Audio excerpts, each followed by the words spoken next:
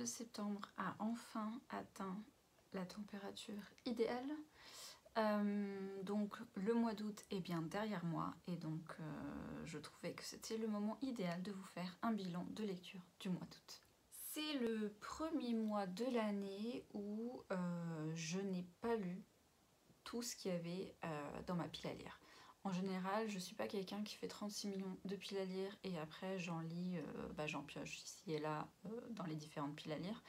Non, j'ai une pile à lire pour le mois et en général, je lis les livres que j'ai mis dans la pile à lire. Voilà. C'est d'ailleurs pour ça que par exemple cet automne, vous ne verrez pas de vidéo avec une pile à Mood Automnal, une pile pour les différents mois. Non, je fais le Pumpkin Autumn Challenge, ça me suffit comme pile à lire officielle pour les 3 mois suivants. Si je lis quelque chose en plus, c'est parce que l'envie m'aura pris de lire ce livre, pas parce qu'il sera dans une autre pile à lire. Voilà. Donc le mois d'août est le premier, je fais normalement une pile à lire en général de 7 livres, j'en ai lu 4 de cette pile à lire, j'en ai lu 4 de cette pile à lire, et d'autres qui n'étaient pas dans cette liste, et 3 donc n'ont pas du tout été lus. Mais avant d'entrer dans de grandes explications, on commence avec les statistiques, comme ça c'est derrière nous. Donc ce mois d'août, j'ai lu le 2e tome de la saga The Faithful and the Fallen de John Gwynne, donc Valor. J'ai lu When Women Were Dragons de Kelly Barnhill. J'ai lu le 3e et dernier tome dans l'anthologie du Paris des Merveilles, Les Malfaiteurs du Paris des Merveilles. J'ai lu Le Ministère du Futur de Kim Stanley Robinson. J'ai enfin terminé Une brève histoire de l'humanité de Yuval Noah Harari. Et j'ai également lu le 5e tome, il me semble, de la saga des détectives du Yorkshire de Julia Chapman, Date with Poison. Si vous vous souvenez de ma pile à lire, les 4 premiers appartiennent à celle-ci et les 2 derniers non. Donc voilà. J'ai donc lu un total de 6 livres, dont 1 en audio, 5 en papier. Et de ces 6 livres, la moitié était en anglais et j'ai eu aussi à peu près une moitié niveau autrice et auteur. 50-50 un peu. J'ai 4 ajouts à ma pile à lire, 8 retraits de ma pile à lire, ce qui fait que j'ai une pile à lire de 37 livres, ce qui est vraiment très bien parce que je descends. Je lis les livres que je possède sans trop en acheter en plus, ce qui est vraiment très très bien. Avant de passer à ce qui vous intéresse, le point retrait de pile à lire, hein, je le sens d'ici, on fait un point saga. J'avais au début du mois 25 sagas en cours, j'en ai avancé 2, j'en ai terminé une, ce qui fait qu'à la fin du mois, j'en ai 24 sagas en cours. Les sagas avancées sont donc bien entendu The Faithful and the Fallen de John Gwynne, puisque j'ai lu le tome 2 et il m'en reste 2. Les détectives du Yorkshire avec Date with Poison, qui est le tome 5 il me semble, et du coup il m'en manque encore 5. Saga terminée, donc le Paris des Merveilles est maintenant clôturé, à moins que Pierre Pével décide d'en écrire d'autres et que je lirai avec grand plaisir. Le Paris des Merveilles est à présent derrière moi, mais toujours avec moi quelque part, parce que je vais relativement souvent à Paris en ce moment, ces dernières années. Et chaque fois que je passe dans ces rues-là, il y a toujours un moment qui me dit, où j'imagine à quoi cette rue pourrait ressembler dans le cas du Paris des Merveilles. Et c'est toujours très fun à faire. Alors, ces retraits de pile à lire. Est-ce que ce sont des livres que j'ai décidé d'enlever parce que je ne veux pas les lire? Non. Ce sont des livres où je me suis dit, ils ne peuvent pas rentrer dans un cadre de pile à lire parce que ce ne sont pas des livres qu'on peut lire enfin on peut si on a envie, mais ce ne sont pas en général des livres que l'on lit d'une traite, d'affilée. Genre un livre de cuisine. Je n'ai pas de livre de cuisine, mais c'est l'exemple qui m'est venu le plus facilement. On ne lit pas un livre de cuisine de la page 1 à la dernière page. Tout simplement parce que on se bourre pas de recettes comme ça, enfin pas moi en tout cas, et on y va quand on a besoin d'aller consulter le livre en question. Et du coup, je n'ai plus la liste de tous les livres que j'ai retirés, j'en ai ici 4 parce c'était ceux que j'ai vus en premier et du coup je les ai pris. Par exemple, nous avons Comment écrire de la fiction, c'est un livre c'est un essai, je pense, sur l'écriture, et du coup ce n'est pas quelque chose que moi je vais lire d'un coup comme un roman. Je vais me poser sur un chapitre qui m'intéresse particulièrement, ou y aller carrément doucement, donc ça va me prendre plusieurs semaines, plusieurs mois éventuellement selon l'envie. Je ne vois pas l'intérêt de l'avoir dans une pile à lire. Dans la même veine, nous avons Contes et légendes d'Irlande. Voilà, ce sont plusieurs contes et légendes, plusieurs petites histoires qui prennent soit 2 minutes avec celle-là, là, soit un peu plus longtemps. Ce sont des choses que je vais avoir envie de lire sporadiquement selon mon envie, donc vraiment ça pourrait prendre des années jusqu'à ce que je finisse vraiment de lire tout ça, parce que ce n'est pas un roman, et voilà. Les 2 derniers que j'ai à vous montrer sont ceux-là, ce sont Murder Isn't Easy et A is for Arsenic, tous deux des romans inspirés, enfin des romans, pardon, hein, au risque de me répéter, ce ne sont pas des romans, et du coup c'est pour ça qu'ils ne sont plus dans ma pile à lire. Ce sont des essais sur celui-ci, il y a un chapitre par lettre d'alphabet qui correspond au nom d'un poison qui aurait été utilisé dans les romans d'Agatha Christie, ce que je trouve très fascinant parce que du coup ça explique d'où vient le poison, comment on le prépare, comment le dissimuler le mieux pour pouvoir le faire ingérer par quelqu'un, les effets secondaires, enfin secondaires c'est la mort évidemment, mais je veux dire les symptômes. Bref, si un jour je veux écrire des romans de cozy mystery, ça je vais me plonger dedans. Mais voilà, j'y vais par chapitre quoi. Et comme dans un roman, bien sûr. Ce que je veux dire, c'est que je vais lire progressivement. Ça traite du coup de la science médico-légale à l'époque d'Agatha Christie, du coup tout ce qui est possible éventuellement de dissimuler à l'époque, parce que maintenant franchement la moindre petite poussière on serait capable de l'identifier, de savoir d'où elle vient, si ça vient d'un terrain je ne sais pas, trop humide avec où ce pollen vient de tel arbre, tout ça et tout ça. À l'époque c'était pas vraiment le cas, et j'imagine qu'à l'époque il y a beaucoup de meurtriers qui n'ont jamais été chopés à cause de ça. Et d'ailleurs avec Poirot et Marple, ce sont des personnages qui se servent de leur ingénuité, de leur cervelle, de leur logique et leur intuition pour trouver les meurtriers en question, et pas vraiment de science. Comme je n'ai pas de pile à lire à vous présenter pour le mois de septembre, je vous invite donc à aller voir ma vidéo du Pumpkin Autumn Challenge. J'avais envie de vous parler de certaines de mes lectures. 3. Et je vais commencer par Le ministère du futur de Kim Stanley Robinson, qui, comment le résumer de la meilleure façon, qui tourne autour des catastrophes climatiques qui ont ou auront potentiellement lieu à partir de maintenant, et qui, voilà, des démarches qui sont faites pour ralentir ce changement climatique ou ces catastrophes climatiques, et essayer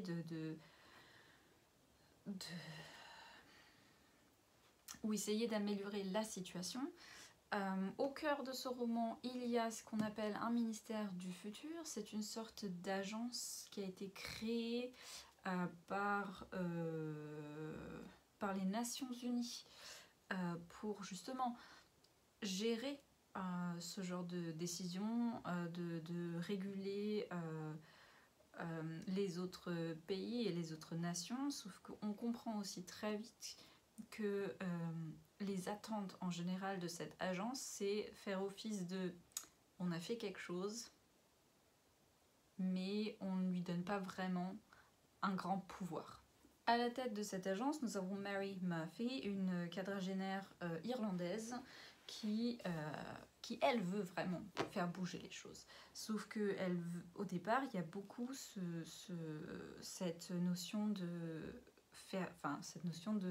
faire changer les choses, bouger les choses légalement.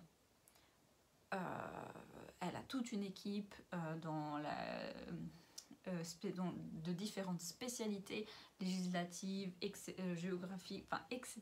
Plein de spécialités qui l'aident à prendre des décisions, pas à prendre des décisions parce qu'elle ne peut pas dire voilà, maintenant c'est comme ça et c'est fini. Non, il faut qu'elle fasse des propositions aux différentes nations, aux différentes banques qui malheureusement contrôlent tout en fait, c'est l'argent qui contrôle tout, pour justement inciter les pays, les différents États à faire des pas de l'avant pour éviter les grandes catastrophes. Et elle se heurte toujours à ces murs politiques de tous ces gens qui tournent autour du pot, qui eux ne voient pas l'avenir parce que pour eux, les gens qui ne sont pas nés, ils n'ont pas de droit. C'est pas palpable pour eux. C'est genre, eux, ce qu'ils veulent, c'est vivre bien maintenant. Ils s'en foutent si ça fout la merde après. Dans ce roman, en plus de ce personnage de Mary Murphy, qui se voit toujours confrontée à plein de refus et de difficultés et de plus en plus frustrée avec cette situation, nous avons également le personnage de Frank qui, au départ du roman, donc c'est pas un spoil, hein, le premier chapitre, c'est une canicule monumentale qui a lieu pendant une seule semaine dans une région d'Inde et où tout le monde meurt pratiquement. Et Frank survit. Et il souffre du coup, après coup, de stress post-traumatique. Et lui, il veut faire bouger les choses. Et lui, il veut faire bouger les choses pas légalement. Ou en tout cas, il l'espère. Et c'est très intéressant de voir ces deux personnages se confronter à un moment donné. Parce que je pense que Frank représente un peu une moitié de nous qui aimerait tout casser. Voilà. Et Mary Murphy est l'autre moitié qui se dit oui mais on ne peut pas tout casser, il faut faire les choses correctement. Et c'est cette dualité, cette confrontation interne qui est représentée par ces deux personnages et je trouve cela très bien fait. En plus, au milieu de tout ça, il y a plein de petits chapitres qui expliquent des concepts économico-politiques, des concepts géologiques, plein de petites informations comme ça, plus scientifiques, qui nous permettent de visualiser ou de comprendre certains problèmes à manipuler le climat, à manipuler la Terre pour essayer d'éviter des grandes catastrophes. Il est ici beaucoup question des icebergs, de comment éviter qu'il y ait la fonte des glaces et tout ça. Ça peut être long, ça peut être très long et ça peut être parfois très compliqué parce que même si ces concepts scientifiques, économico-politiques, etc., je pense, ont été conçus de manière à ce que ce soit plus facile à comprendre, ce sont parfois des concepts assez complexes de toute façon et c'est parfois pas évident à suivre et du coup on se sent un peu délaissé et on se sent mais ça vaut quand même le coup de lire et de rien que pour le fait de se poser la question à quoi éventuellement pourrait ressembler notre avenir. When Women Were Dragons de Kelly Barnhill a été peut-être pas un coup de cœur, mais sur le moment, ça m'a un peu coupé le souffle. Parce que j'ai trouvé cette métaphore des dragons absolument géniale. Et alors je dis métaphore, mais dans le livre, ce n'est pas une métaphore. Dans le livre, les femmes se dragonisent, se transforment en dragons. Et il y a une situation de dragonisation de masse en 1955. Et la tante de la protagoniste devient dragon, disparaît. Et du coup, sa cousine devient sa sœur. Et elle ne doit pas dire aux gens que sa cousine que c'est sa cousine. Elle doit dire que c'est sa sœur, parce qu'on ne parle, parce que comme ça les gens ils posent pas la question de ah, et ta tante alors.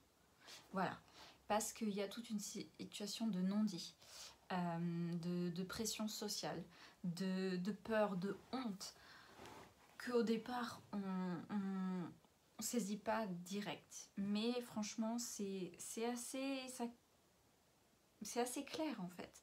Alors, j'ai réfléchi à comment expliquer ça de façon assez claire. On dit en anglais the elephant in the room. C'est quand on est quelque part et il y a vraiment une situation, une gêne énorme. Et elle est énorme, elle est tellement grande que ça ressemble à un éléphant qui pourrait être dans la pièce avec ces personnes-là, mais on n'en parle pas. Et pourtant, elle est là la gêne. Et elle est vraiment presque compacte, elle est tellement présente, mais on n'en parle pas.